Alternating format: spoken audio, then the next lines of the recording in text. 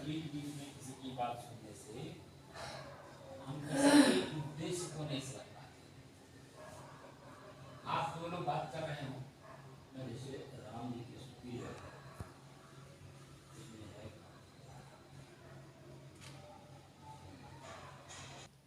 अब पूछिए अपना प्रश्न। साहब, मेरी इच्छा है कि आप गीता के अध्याय 14 का 1 से 5 तक का जो है मार्गदर्शन करें।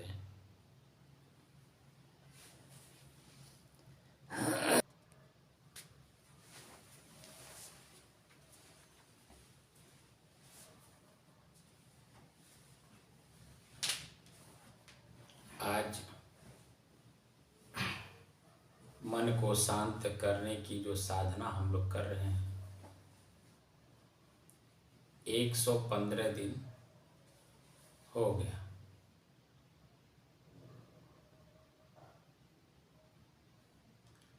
आज 115 दिन, तारीख 28 फरवरी सन 2022।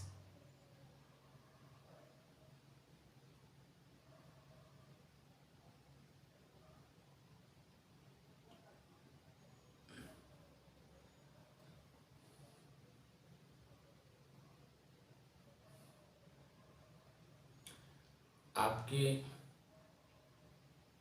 जो प्रश्न हैं गीता के अध्याय 14 श्लोक 1 से 5 तक जानकारी करने के लिए आप जानना चाह रहे हैं।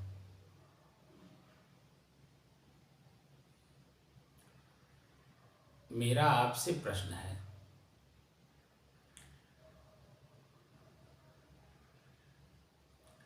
हम लोग 3 काम करने के लिए यहाँ बैठे हैं। साधना 3 काम करने के लिए। पहले तो चंचल मन को एकाग्र करने, एकाग्र के बाद स्थिर करने, और स्थिर करने के बाद स्वयं में शांति का अनुभव करने के लिए। अब जब आपका मन 2-2 घंटे के अभ्यास से मन शांत होता जा रहा है, वैसे वैसे आपके मन में जो पहले से आप ग्रंथ पढ़ चुके हैं या अभी भी पढ़ते रहते हैं, तो बीच बीच से जानने की जिज्ञासा हो जाती है।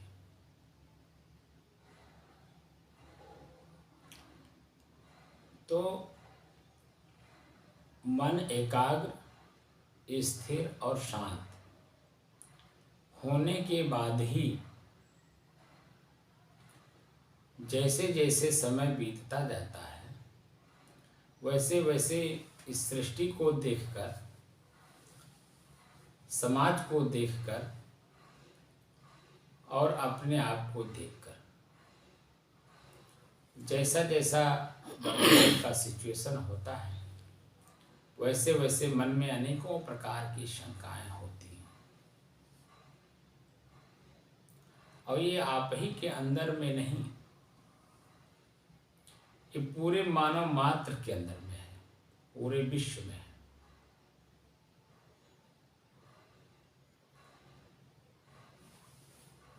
और आज से नहीं है, जब से ये मानव है, जब से सृष्टि होगी तब से मानव है, और जब तक सृष्टि रहेगी तब तक मनुष्य रहेंगे।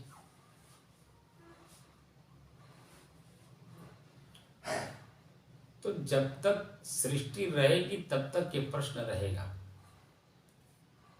और जब से सृष्टि है तब से ये प्रश्न चला आ रहा है। इसलिए चला आ रहा है क्योंकि एक ही व्यक्ति के समझ जाने से पूरा मानव मात्र नहीं समझ सकता, क्योंकि प्रत्येक मनुष्य एक स्वतंत्र सत्ता है, जिसको चेतन कहते हैं।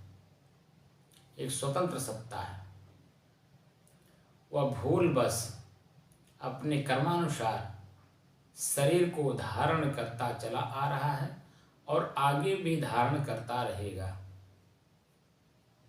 इन्हीं में से जो शुद्ध चेतन होते हैं, मनुष्य होते हैं, जिनके अंदर में संसार को, समाज को और अपने आप को देखने की, जानने की, समझने की जिज्ञासा होती है, वही स्टेप बाय स्टेप अपने हर प्रश्न के उत्तर को ढूंढने की कोशिश करता है और कोशिश करते करते अपने आप को पूर्ण कर लेता है, जिसे जिज्ञासु कहते हैं।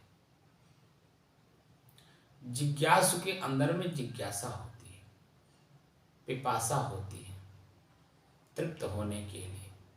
आदमी तृप्त तभी होता है जब उसके मन के अंदर में कोई शंका ना हो, कोई प्रश्न ना हो, कोई जिज्ञासा ना हो।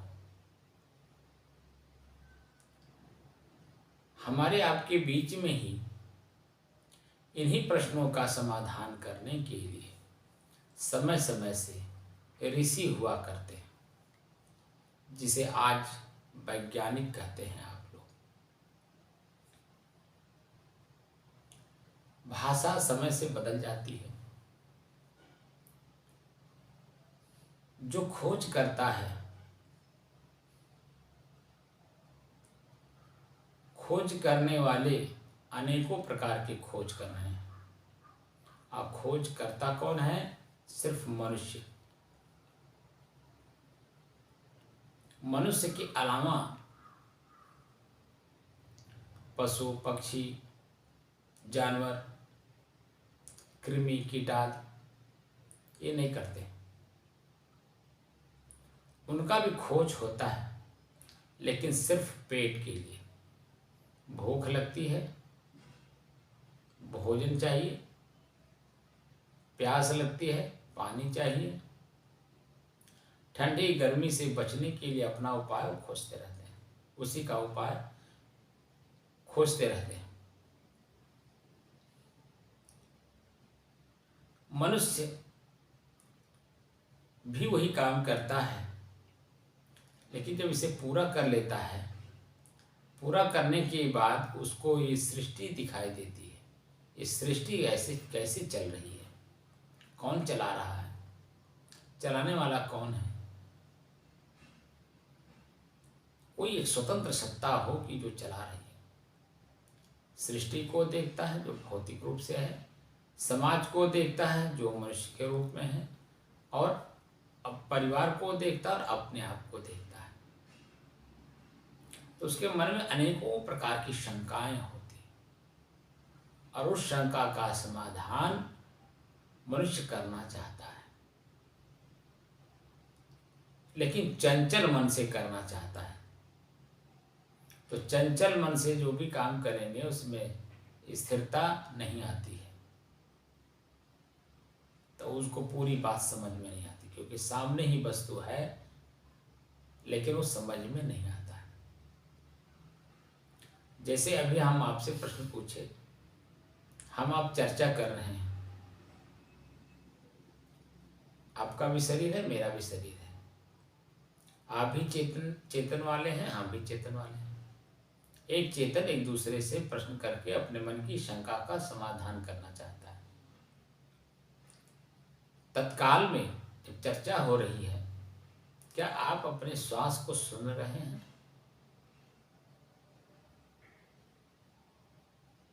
मेरा श्वास कैसे चल रहा है?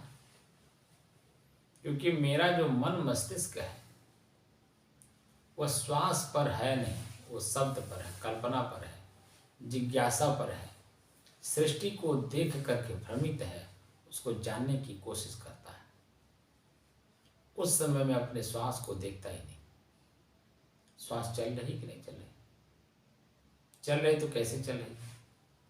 श्वास आ रही है, जा रही है, उसमें आवाज हो रहा है कि नहीं हो रहा है, आपको कुछ पता नहीं। लेकिन जैसे इन सारे प्रश्नों को आप त्याग करके मन को एकाग्र करते हैं, स्थिर करते हैं और शांत करते हैं। आपका अपना ही सांस, अपना ही श्वास अपने आप को आपके कान से आवाज़ सुनाई देता है।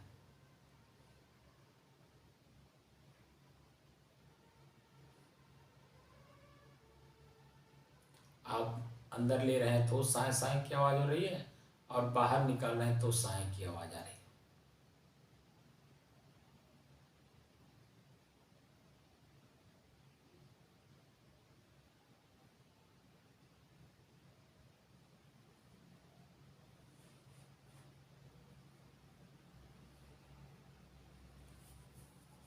क्योंकि आपका मन अन्य बातों को भूल करके सिर्फ अपने श्वास को देख रहा है।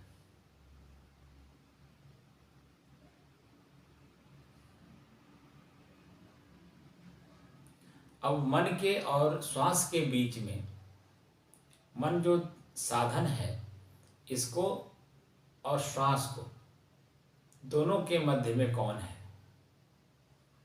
साधन मन है श्वास को जानने का। अब जानने के जो इच्छुक है वो कौन है?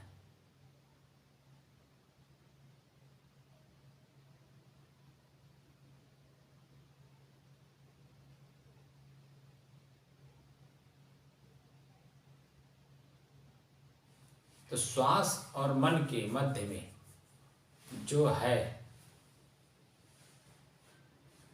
वही आप हैं।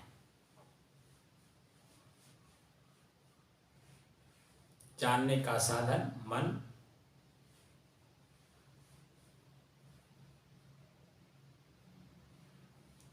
और आपका श्वास। जब यह स्थिति आ जाती है, इस स्थिति में आने के बाद ग्रंथकार, गीता के जो ग्रंथकार हैं, लेखक हैं, वह इस स्थिति में थे। तब उन्होंने गीता के जो ग्रंथ का निर्माण किया, उन्होंने बनाया, उन्होंने तो गीता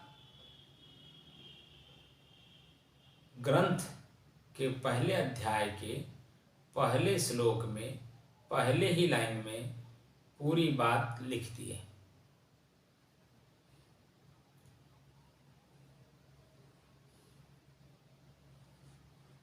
क्या लिखे? धर्म क्षेत्र में कुरुक्षेत्र हो रहा है। तो एक कुरुक्षेत्र धर्म क्षेत्र हरियाणा में पड़ता है, जो दिल्ली से कुछ ही दूरी पर है।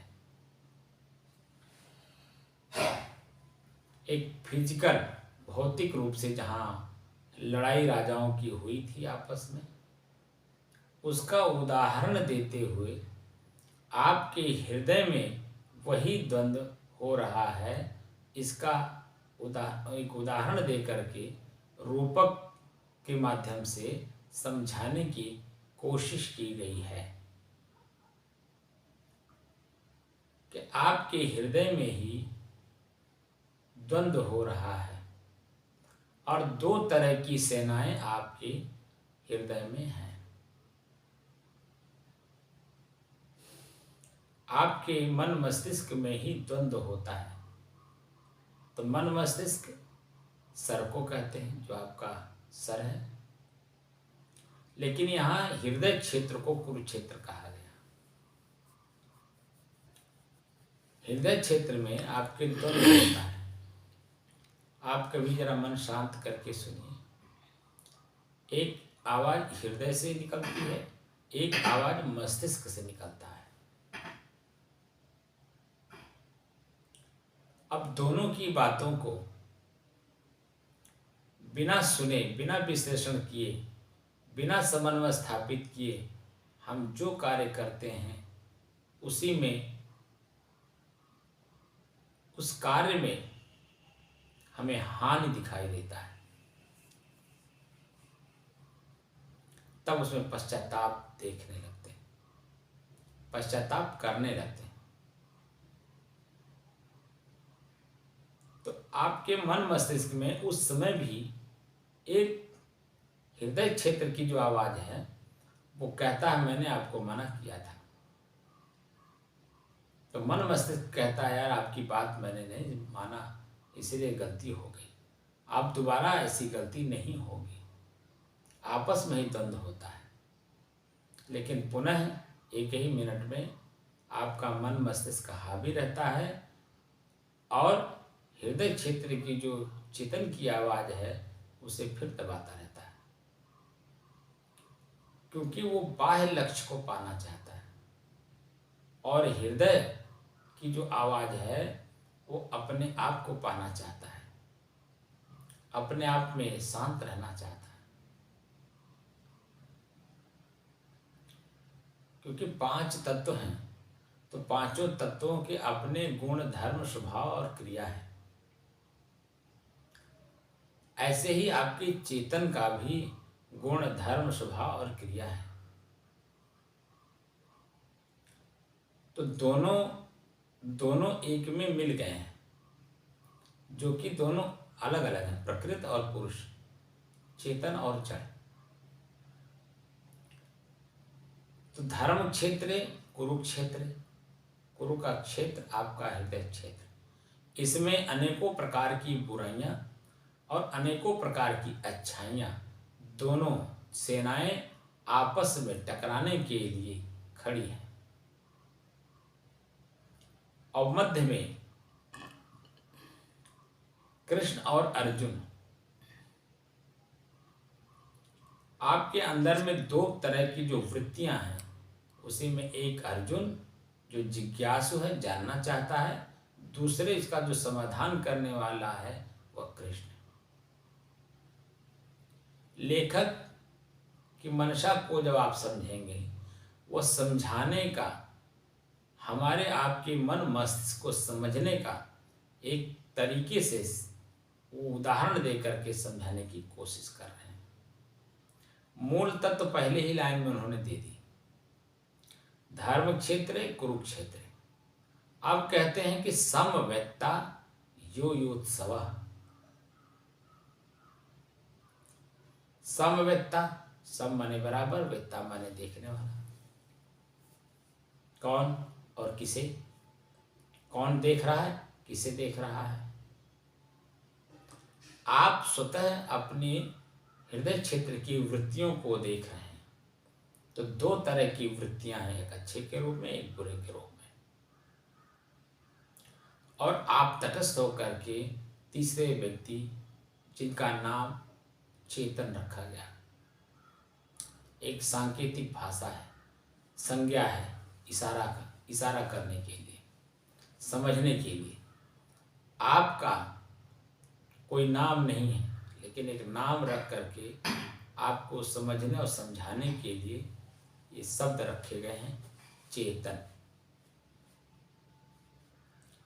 चेतन ही है जो मध्य में बैठ करके दोनों को देख रहा है। सम माने बराबर, वेत्ता माने देखने वाला। दोनों को समान दृष्टि से देखने की जो दृष्टि रखता है उसे चेतन कहते हैं। जब चेतना अपनी चेतना में रहती है और अपने ही हृदय में जो द्वंद्व होते हैं, 2 तरह की वृत्तियां आपस में टकराती हैं, तो शांत मन से जब हम उसे देखने का प्रयास करते हैं तो दोनों के दोनों अपने आप में शांत हो जाते हैं। जैसे उदाहरण के रूप में ले लीजिए, 2 परिवार हों, 2 परिवार के 2 बच्चे हों और बच्चे आपस में खेल रहे हों। खेलते खेलते आपने देखा होगा कि मारपीट भी कर लेते हैं, झगड़ा भी कर लेते हैं, गाली गलौज भी कर लेते हैं। दोनों बच्चे रोते हुए अपने माता पिता के पास जाते हैं, माता या पिता, ज़्यादातर बच्चे माँ के पास ही दौड़ के जाते हैं और अपनी पीड़ा उनसे कहते हैं और रोते हैं। माता या पिता अगर समझदार हैं तो जैसा सिचुएशन वर्तमान में रहता है, उन दोनों बच्चों के मनोभाव को पढ़ करके तुरंत जैसी स्थिति होती है उस स्थिति को संभाल लेते हैं और फिर पुनः वो दोनों बच्चे अपने आप में शांत हो जाते हैं और शांत होकर के फिर थोड़ी देर में आपस में फिर खेलने लगते हैं।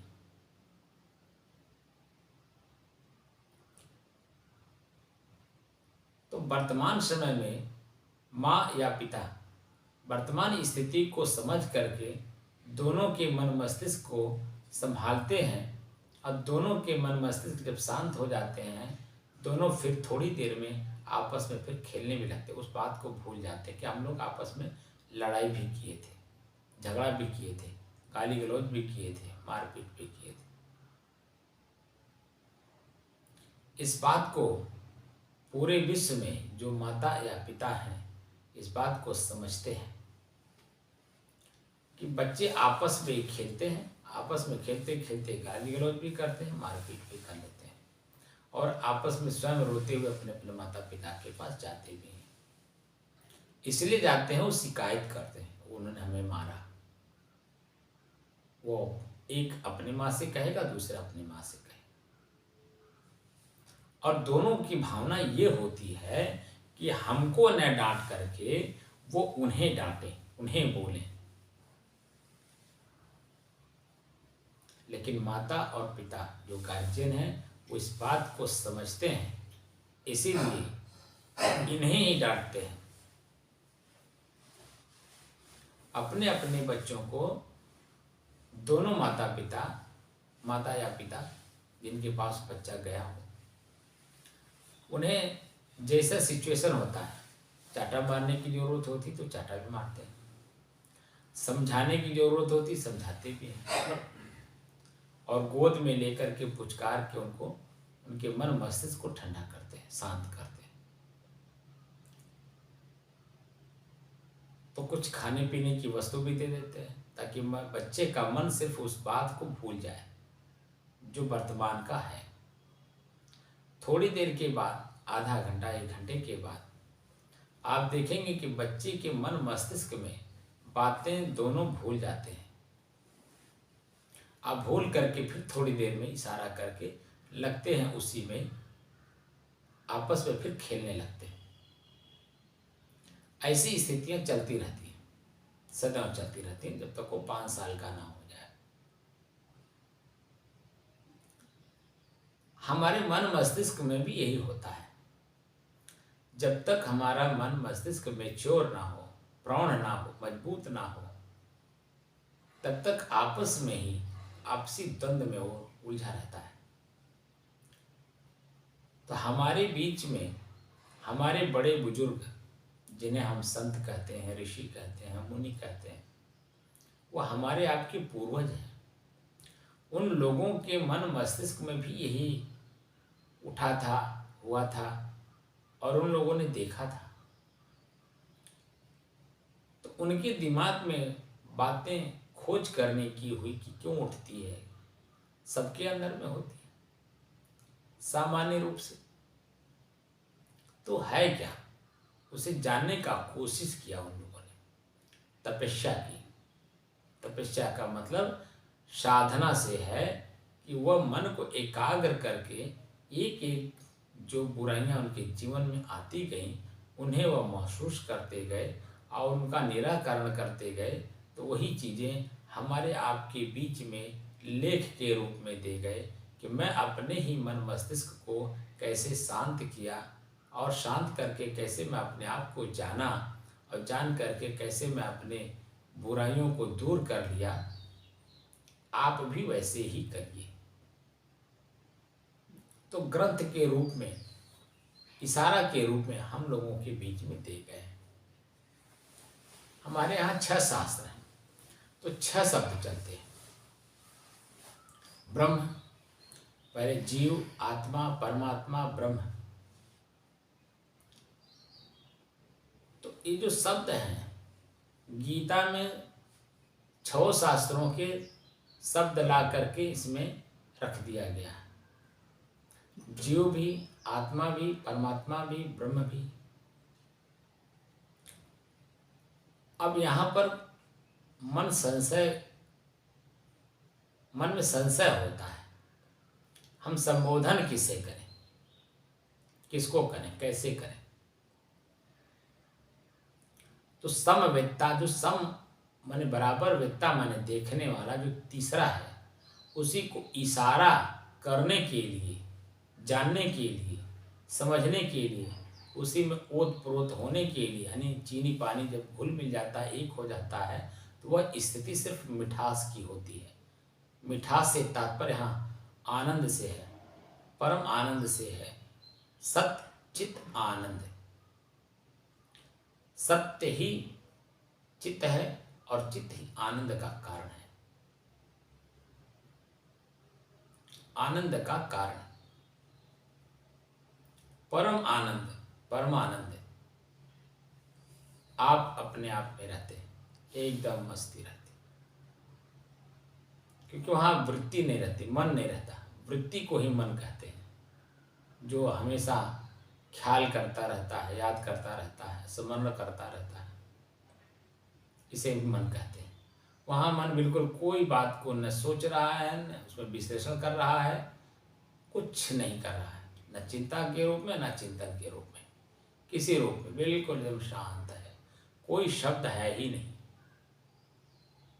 हाँ, कोई शब्द मन मस्तिष्क में अगर उपजता भी है तो उसमें दो चीजें मिली हुई हैं, सुख और दुख, हानि और लाभ, मिलन और वियोग, उत्थान और पतन।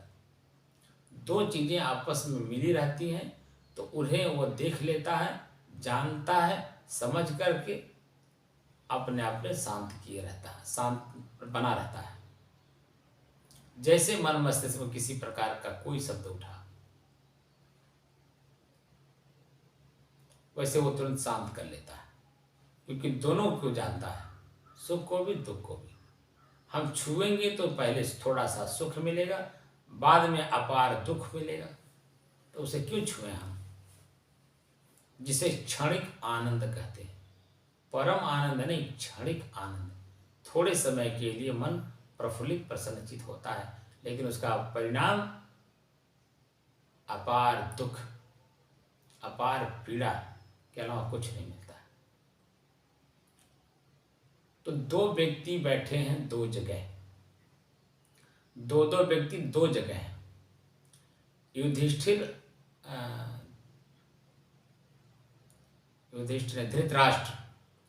धृतराष्ट्र और संजय।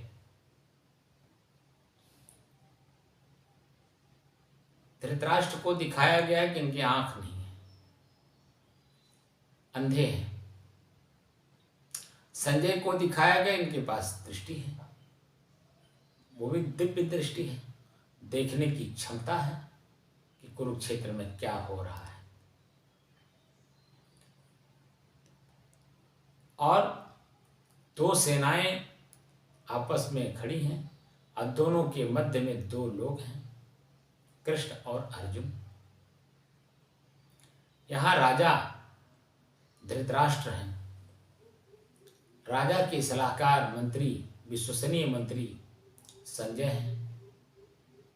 संजय अपनी दिव्य दृष्टि से देख करके वह राजा की जिज्ञासा को शांत कर रहे हैं कि वो चाह क्या रहे हैं, क्योंकि दो सेनाएं आपस में लड़ रही हैं, और वो भी सगे दो भाइयों की।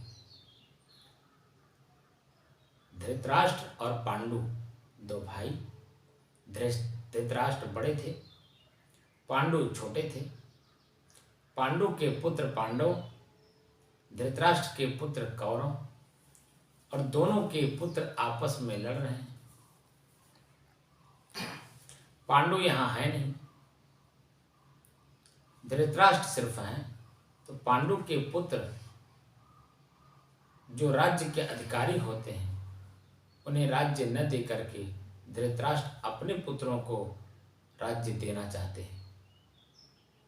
तो दोनों भाइयों के, दोनों पुत्रों के, दोनों भाइयों के अपने अपने पुत्र आपस में लड़ने, कटने, मरने के लिए तैयार है। तो दोनों की सेनाएं आपस में कुरुक्षेत्र में खड़ी हैं, और सभी लोग अपने हैं, सभी अपने ही नात बात हित मित्र आपस में टकराने के लिए खड़े हैं। आपस में ही एक दूसरे के प्रतिद्वंदी हैं। आपके अंदर में हृदय क्षेत्र में जैसे जैसे आपका मन शांत होता जाता है, वैसे इस सृष्टि को और अपने को देख करके ये मन में जिज्ञासा होती है कि आखिर कौन है। तो आपके अंदर में काम, क्रोध, लोभ, मोह, राग, द्वेष, ईर्ष्या, जलन, प्रसन्नता, ये सेनाएं हैं। दूसरी सेना है जो अच्छे के रूप में दया, क्षमा, संतोष, धैर्य, विचार, विवेक, गुरु भक्ति, नम्रता, कोमलता, ये शब्द हैं आपके भीतर ही हैं। इन शब्दों के रूप में मनुष्यों का नाम रखा गया है।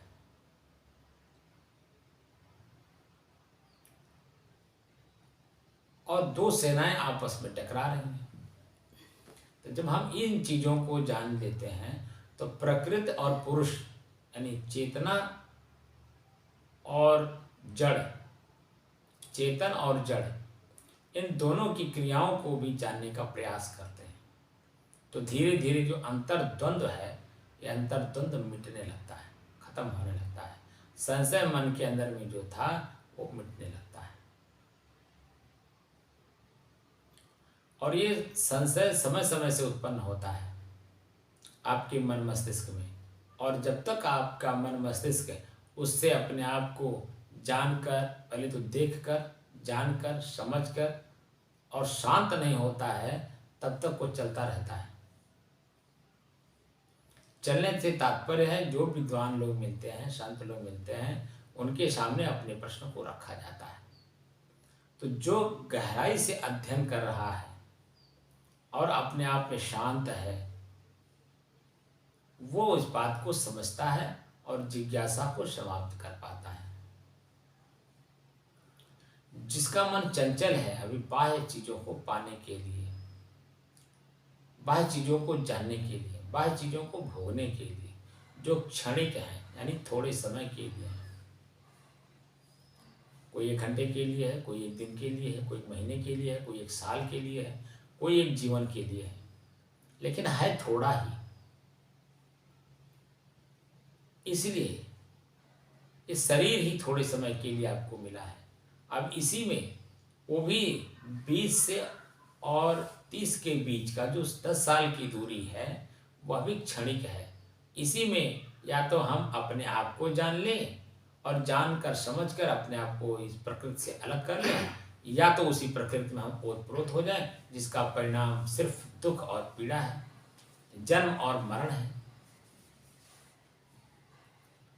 अगर आप 10 साल में अपने आप को जान लिया, समझ लिया, देख लिया और अपने आप में समाहित हो गया, यानी 20 साल की अवस्था से लेके 30 साल की अवस्था का जो समय है 10 साल का, इसी में, इसीलिए हमारे संत महात्मा कहते हैं 20-30 के बीच में जोग भोग संग्राम, जोग और भोग दोनों का संग्राम होता है।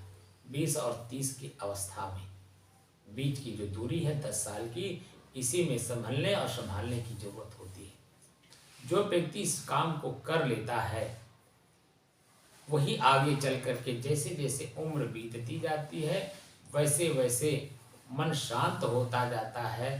तो तरह तरह के जो प्रश्न हमारे मन मस्तिष्क में उभरता है उसी को आगे चल करके गीता के दूसरे अध्याय से शुरू होता है।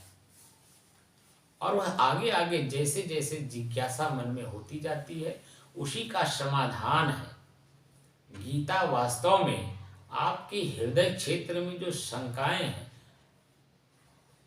जो परेशानी है, दुख है, पीड़ा है, सबको समझने और समझाने की कला है। ऋषि ने इस बात को समझा क्योंकि उन्होंने नजदीक से देखा, जाना, समझा और उन्होंने बात को एकदम प्रत्यक्ष रूप से हमारे आपके बीच में अपनी भाषा में वो रखे हुए हैं। हम इस बात को समझते नहीं, इसीलिए उसी में उलझ जाते हैं। 1-2 श्लोक बीच से कहीं से पढ़ लेते हैं और पढ़ करके हम उसको, उसके जो मूल तत्व है उसको जानने की कोशिश करते हैं, तो कैसे समझ में आएगा। मूल तत्व तो पहले ही है, और पहले ही जान करके जब आगे बढ़ते हैं तो मन मस्तिष्क में किसी प्रकार की कोई शंका नहीं रह जाती है। मैं आप लोगों से बार बार कहता हूँ, हमारे ऋषि आज नहीं दिख रहे हैं। आज के 40 साल 50 साल पहले आपने देखा होगा, अनेकों संत हुआ करते थे, अनेकों प्रकार के उनके रहन सहन खान पान बोली भाषा चलन फिरन हुआ करता था, और सभी के अंदर में जिज्ञासा एक ही बात की थी कि मैं कौन हूँ, ये संसार क्या है। उन प्रश्नों को खोजने के लिए हमारे यहाँ अनेकों प्रकार के संत महात्मा अपने अपने क्षेत्र में अपने अपनी भाषा में अपने अपने लोगों के बीच में उसी तरह से चर्चा करते थे, और उसी तरह की चर्चा सुनते भी थे, और उसी तरह से व्यवहार भी करते थे। लेकिन जो उन लोगों का मूल जड़ होता था, जिसे हम मठ कहते हैं, जहाँ से ये सब चीज़ें चलती थी, उन्हें आचार्य कहा जाता है। आचार्य जो होता है वो मूल तत्व को जानता है, उनके शिष्य शाखाएं नहीं जानती हैं। तो मूल उद्देश्य जो मठ की है, वहाँ के आचार्य की है, वो को उसको समझने के लिए, जानने के लिए उनके पास जा कर के 10 से 12 साल 15 साल 20 साल वहाँ लगाना पड़ता है। लगाने के बाद धीरे धीरे धीरे धीरे एक एक दिन में एक एक बात को समझते समझते सारे मन की शंकाओं को दूर करके और अपने आप में बिल्कुल समाहित हो जाता है। मूल उद्देश्य है जड़ प्रकृति को जानना और चेतन प्रकृति को जानना। चेतन भी आगे चल करके प्रकृति कहा गया है, क्योंकि इसमें भी चेतना है और प्रकृति में भी चेतना है, यानी क्रिया हो रही है और दिव्य दिख रहा है। जैसे आपका शरीर दिव्य है, सुंदर है, सुडौल है, देखने में बहुत अच्छा लग रहा है। हर आदमी आपकी तरह बनना चाहता है।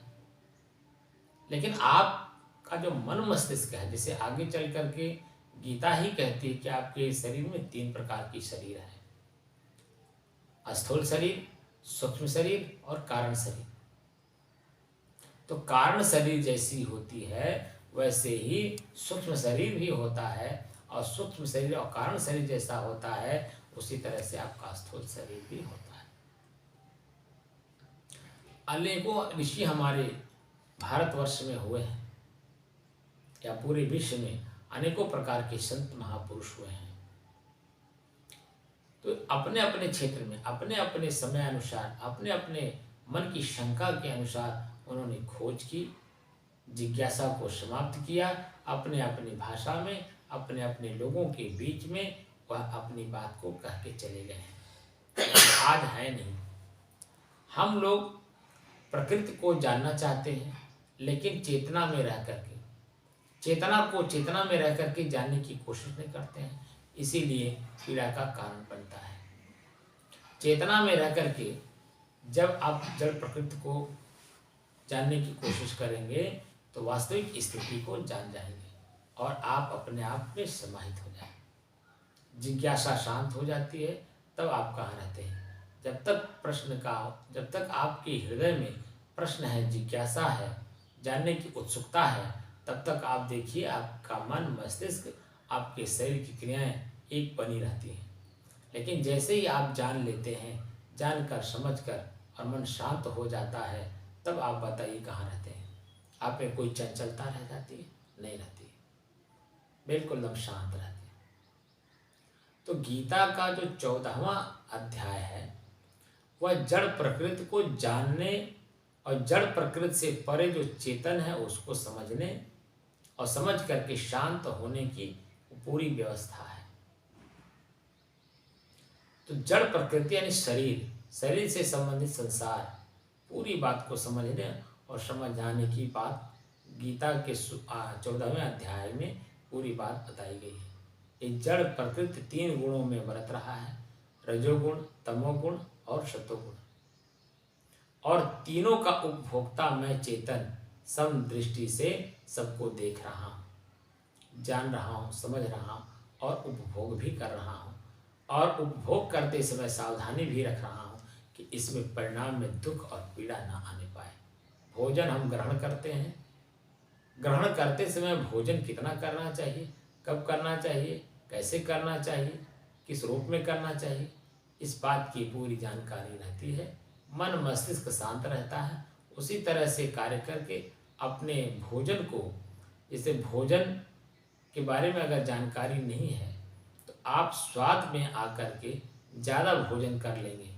अब ज़्यादा भोजन करेंगे तो जो आपका लीवर है वह काम नहीं करेगा, काम करेगा लेकिन उल्टा करेगा, सार्थक रूप में नहीं करेगा।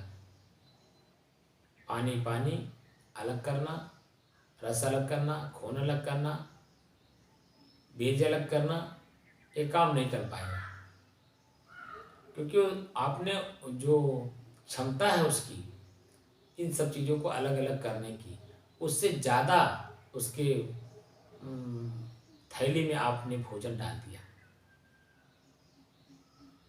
जैसे उदाहरण दिया जाता है कि जो आटा पीसने की चक्की है, उसका जो डोंगा है जिसमें गेहूं डाला जाता है, उसकी क्षमता से बाहर अगर आप डोंगे में डालेंगे तो बाहर निकल जाएगा।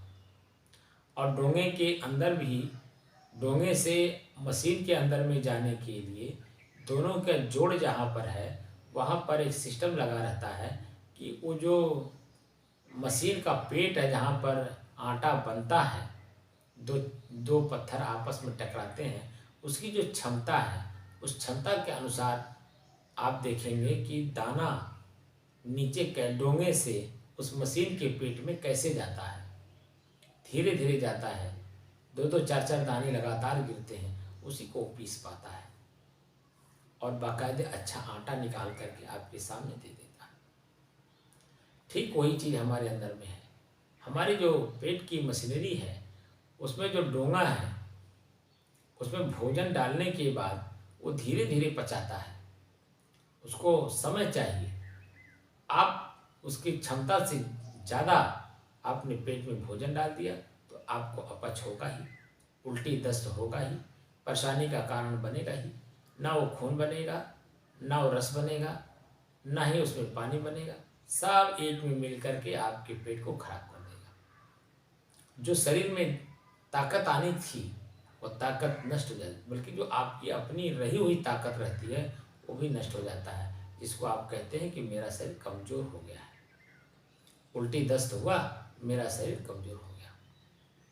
तो थोड़े समय के लिए, थोड़े से स्वाद के लिए आपने अपने शरीर को कितने घंटों तक परेशान रखने में कामयाब होते हैं, ये स्वतः आप लोगों ने देखा होगा।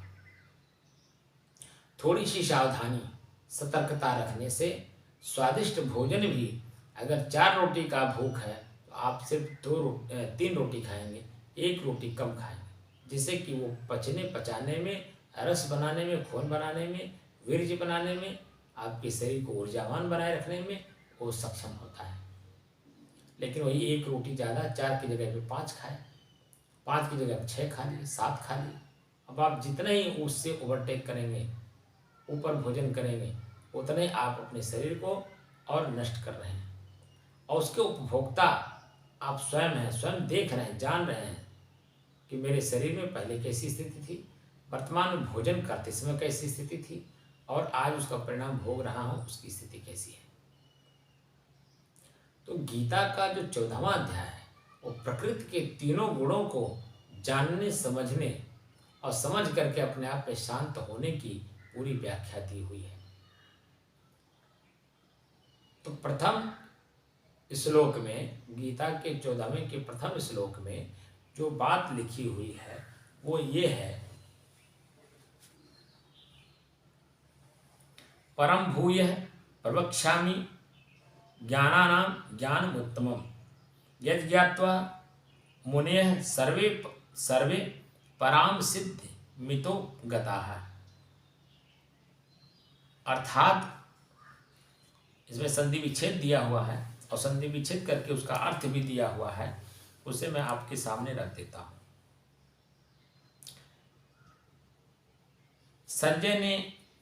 संजय से धृतराष्ट्र पूछते हैं कि दोनों में क्या संवाद हो रहा है, किसमें, कृष्ण और अर्जुन में। तो अर्जुन ने प्रश्न किया है 13वें अध्याय में,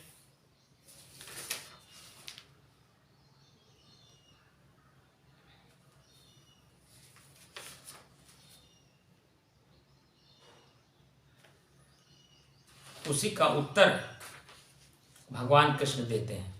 श्री भगवान वाच परम भूय प्रवक्ष्यामि ज्ञानानां ज्ञानमुत्तमम् यज्ञात्वा मुनयः सर्वे पराम सिद्धिमितो गताः। भगवान ने कहा, क्या कहा, परम, परम दिव्य, भूय अर्थात फिर, प्रवक्ष्यामि कहूँगा, ज्ञानानाम समस्त ज्ञान का, ज्ञानम ज्ञान, उत्तमम सर्वश्रेष्ठ, यत जिसे, ज्ञात्वा जानकर, मुनेय मुनि लोग, सर्वे सर्वे माने समस्त, पराम माने दिव्य, सिद्धिम सिद्धि को यानी प्राप्त किया, इतः इस संसार से, गताः प्राप्त किया, इस संसार से प्राप्त किया, क्या प्राप्त किया, दिव्य ज्ञान को। अनुवाद में कहते हैं कि भगवान ने कहा, अब मैं तुमसे समस्त ज्ञानों में सर्वश्रेष्ठ इस परम ज्ञान को पुनः कहूँगा, जिसे जान लेने पर समस्त मुनियों ने परम सिद्धि की प्राप्ति की है। दूसरा श्लोक कहता है, इसकी व्याख्या भी है, उसे यहाँ कहने के लिए समय नहीं है। इदम ज्ञान मुपाश्रित्य मम साधर्म्य मागताः सर्गेपि नोपजायन्ते प्रलये न व्यसन्ति च। इदम अर्थात इस, ज्ञानम यानी ज्ञान को, उपाश्रित्य आश्रय बनाकर, मम माने मेरा, सामर्थ्यम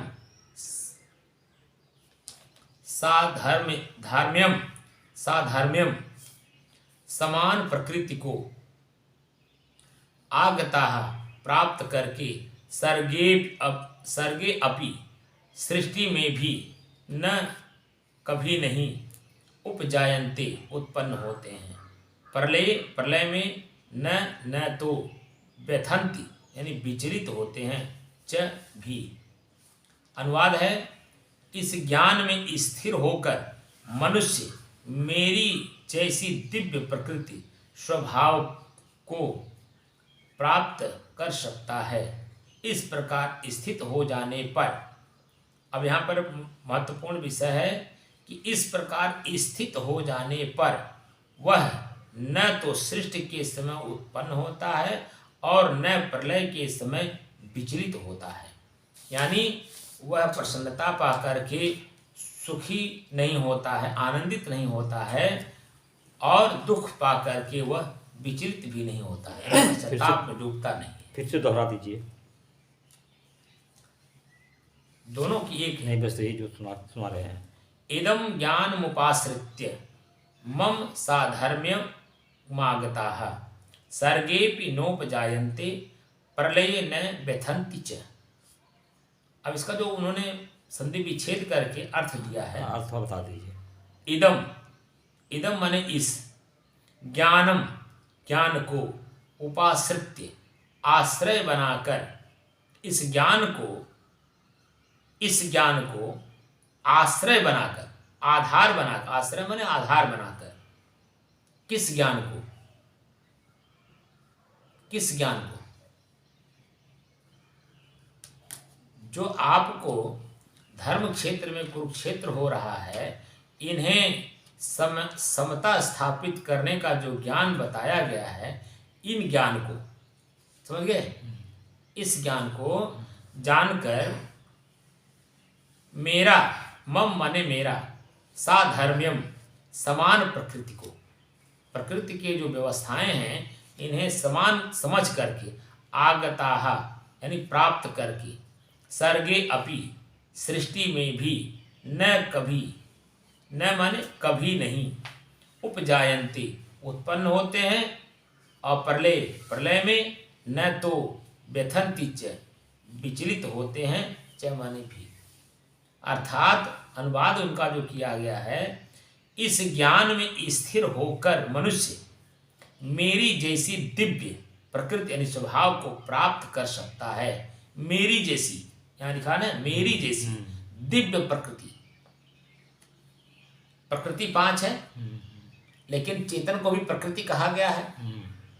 अब समझ में आ गया? तो मेरी जैसी प्रकृति है, मेरी मतलब स्वयं चेतन की जो दिव्य प्रकृति है, उस प्रकृति में जो अपने आप में स्थित हो जाता है, उस ज्ञान को प्राप्त होने के बाद जो स्थिति होती है, उसके बारे में वो कह रहे हैं कि प्रसन्नता अगर कोई दे रहा है तो उसमें प्रसन्नचित नहीं होगा, और कोई दुख दे रहा है तो उसमें दुखी नहीं होगा। ऐसी स्थिति आ जाती है, उसे समवेतता कहा जाता है। वह आपकी अपनी वो शक्ति है, क्षमता है कि आप किसी में भी विचलित नहीं होंगे। बात समझ रहे हैं? आपके मन स्थिति विचलित नहीं होगी। इसीलिए मैं कहता हूँ कि बार बार कि आप लोग वर्तमान में रहने की कला सीखिए। तो जब वर्तमान में रहने की कला सीख जाएंगे, तो जो भी स्थितियाँ हमारे सामने आती हैं, हम उसे तुरंत बदलने में कामयाब हो जाएंगे। यानी उसको अपने आप में हम स्थिर रहेंगे, और ये स्थितियाँ अपने आप परिवर्तनशील हैं। अभी आप हमको सुख दे रहे हैं, कोई दूसरा आएगा हमें दुख देगा, तो हम ना आपके सुख में सुखी होंगे, ना उसके दुख में हम दुखी होंगे। यानी हम अपने आप में स्थित रहेंगे, शांत रहेंगे। तो ये स्थिति, हमारी अपनी शांति की स्थिति, आप दोनों को लाभ पहुंचाएगा। आपके मन की प्रसन्नता में, उसके अपने मन के दुखी में। क्योंकि वो जैसे मन हमें जो दुख दे रहा है, हमने उसे नहीं लिया, उसकी बात को सुना नहीं, अनसुना कर दिया, सुनते हुए भी अनसुना कर दिया, तो उसके ही मन में बाद में जैसे ही उसका मन शांत होगा, वो अपने आप ही खोज करता है कि मैं इनको क्या क्या बोल गया, लेकिन इन्होंने हमारी बात का कोई प्रतिक्रिया नहीं दी। तो जैसे जैसे वो उसका समय बीतता जाता है, मन शांत होता जाता है, उसके अंदर में जो उस तरह की उद्वेग थे, वो उद्वेग आगे चल करके समाप्त हो जाते हैं। उसके अंदर में स्वतः चेतना जागृत हो जाती है। तो आपकी अपनी स्थिति जो है, उसी में आप स्थित रहिए। तो प्रकृति के जो तीनों गुण हैं, रजोगुण, तमोगुण, सतोगुण, उसे भोगने और जानने समझने में आपको आसानी होगी। क्योंकि वर्तमान में आप रहेंगे, शरीर को भोग कब लगती है? शरीर का धर्म है, ये प्रकृति में है, इसमें रजोगुण, तमोगुण, सतोगुण क्षण क्षण उत्पन्न हो रहे हैं, क्षण क्षण नष्ट हो रहे हैं। ये स्थिति आपको जानकारी हो जाएगी, और जान करके समझ करके अपने आप में हमेशा शांत बने रहेंगे। मूल उद्देश्य है, आप अपने जब मन की शांति का अनुभव एक बार कर लिए, चंचल मन को स्थिर कर लिए, एकाग्र कर लिए और शांत कर ली, वो शांत की स्थिति आपकी हमेशा बरकरार रहेगी। उसी को दिव्य शक्ति कहा जाता है। क्योंकि कोई भी काम करने से पहले आप अपनी चीज़ों को जानेंगे, समझेंगे, तब करेंगे। उसका परिणाम भी आपके सामने जब आता है, उसको भोगेंगे भी आप। तो अभी तक तो हम अज्ञानता में, सुख दुख में ओतप्रोत हैं। सुख आ रहा तो उसको भोग रहे हैं, दुख आ रहा तो उसको भोग रहे हैं, और दोनों को देख करके हम अलग बने भी हैं। आपकी अवस्था 75 साल की है, और 75 साल में आपने कितने दुख, कितने पीड़ा, कितने सुख, कितने आनंद आपने लिए, कब कब लिए, कैसे कैसे लिए। आज कुछ भी नहीं, दोनों नहीं है। दुख आ रहा तो हम रो रहे हैं, दुख आ रहा है तो हम सुख तो भोग रहे हैं आनंद से, लेकिन दुख आ रहा तो हम रो रहे हैं। लेकिन आज वर्तमान में आप जहाँ बैठे हैं, यहाँ आप दोनों नहीं हैं। नहीं नहीं, यहाँ की बात ठीक है। यहाँ का मतलब 75 साल जो बीत गया है, इस 75 साल में आपने जो देखा, सुना, भोगा, उसी में उसी तरह से अपने मनों को आपने मान लिया था, और मान कर। लेकिन आज न वो समय है, न वो व्यक्ति है, न वो क्रिया है, तीनों नहीं है। लेकिन आप हैं ना, आप तो हैं। 75 साल में इसी सृष्टि में 75 वर्ष बीता, आपके 75 बसंत चले गए, बरसात चले गए, ठंडी चली गई, गर्मी चली गई, भूख प्यास चले गए, मान अपमान चले गए। 75 साल में 75 तरह के दुख सुख आपने भोग लिया, लेकिन आप में कोई बनावट नहीं, कोई मिलावट नहीं, ना आप में कोई दुख पीड़ा कुछ छू नहीं सका। आप ज्यों के त्यों ऐसे हैं। उस समय का अपना मांग था, आप उसको भोग लिए, आज पश्चाताप में डूबे हैं। अगर यही पहले जानकारी हो गई होती तो आज स्थिति कुछ और होती। सही। तो मूल रूप से हमें अपने आप को ही जानकर अपने आप में शांत रहना है, और हमारे शरीर के अब जो प्रकृति की जो व्यवस्था है, जो क्रियाएं हो रही हैं, इन क्रियाओं को जानना, समझना और समझ करके उसे हमेशा के लिए अपने जीवन से निकालना, ये आपका दायित्व बनता है। क्योंकि अब जा करके आपका मन शांत हुआ तो हमें शांति हमें बनाए रखनी है। मन में तमाम तरह के प्रश्न आएंगे, अभी क्या, अभी और भी जैसे जैसे आपका मन शांत होता जाएगा वैसे वैसे तरह तरह के प्रश्न आपके मन में आएंगे, और जान लीजिए कि ये मन ही है, और मन को भाई उसी समय उसको जान करके इसको शांत कर लीजिए। आप देखेंगे कि जैसे उस बात को भूले, मन शांत हुआ, आपकी स्थिति पुनः वैसी हो जाएगी। लेकिन जब तक वो स्मरण में रहेगा, ख्याल में रहेगा, तब तक आपको चैन से बैठने नहीं देगा। तो चैन से अगर बैठना है, अगर अपने आप में स्थित होना है, तो समझ जाइए कि तुरंत जैसे मन में प्रश्न आए तुरंत उसको अपने मन में से ही उसके निकालने का प्रयास करिए, भूलने का प्रयास करिए।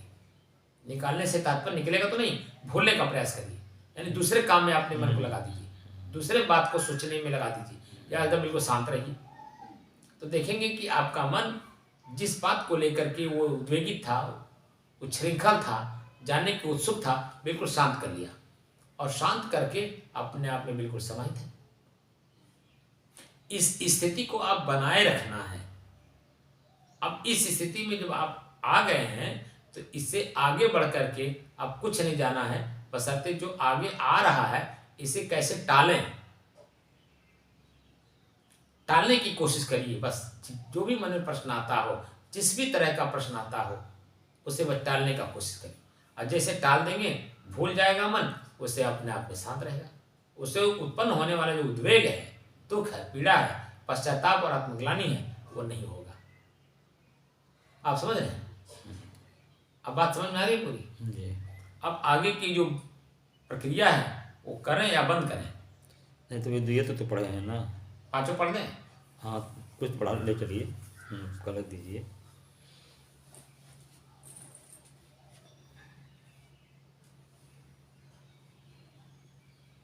इसे बंद कर दिया जाए।